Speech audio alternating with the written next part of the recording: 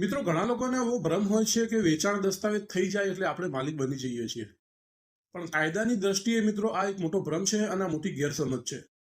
વેચાણ દસ્તાવેજ એ ખરીદનાર અને વેચનાર વચ્ચે થતો એક કરાર છે મિત્રો. એટલે કોન્ટ્રાક્ટ એક્ટ હેઠળ થતો એક કરાર છે. હવે સાચા માલિક બનવા માટે કઈ કઈ શરતો તમારે પૂરી કરવી પડશે એ આપણે જાણવું બહુ જરૂરી છે.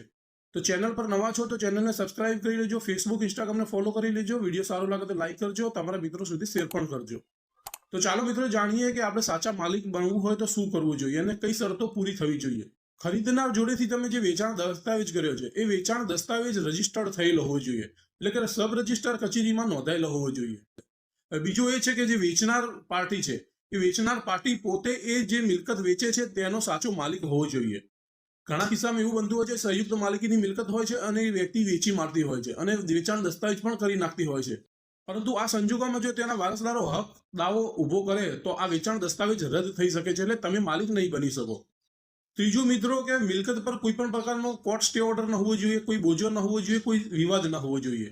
જો આવા પ્રકારનો જો કોઈ વિવાદ હોય, કોર્ટ સ્ટે હોય યા તો પછી કોઈ બોજો હોય તો પણ એ વેચાણ દસ્તાવેજ પાછળથી રદ થઈ શકે છે ને તમે માલિક નહીં બની શકો. ચોથું મિત્રો છે કે તમે વેચાણ દસ્તાવેજથી કોઈ પણ પ્રકારની મિલકત ખરીદો છો તો એ મિલકતનો તમારી જોડે એકચ્યુઅલ પોઝેશન હોવું જોઈએ, એટલે કે વાસ્તવિક તમને કબજો મળેલો હોવો જોઈએ.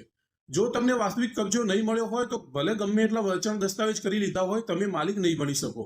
પાંચમું મિત્ર એ છે કે તમે વેચાણ દસ્તાવેજથી જે પ્રોપર્ટી ખરીદી છે, તમે જે મિલકત ખરીદી છે તેનું મ્યુટેશન થવું જરૂરી છે, એટલે કે તમારું જે રેવન્યુ રેકર્ડની અંદર વેચાણ દસ્તાવેજના આધારે નામ દાખલ થવું જરૂરી છે. એટલે કે મ્યુટેશન એટલે કે ફેરફાર થવું જરૂરી છે પ્રોપર્ટીની અંદર. આ બધી શરતો પૂરી થશે ત્યારે જ તમે સાચા માલિક બની શકશો.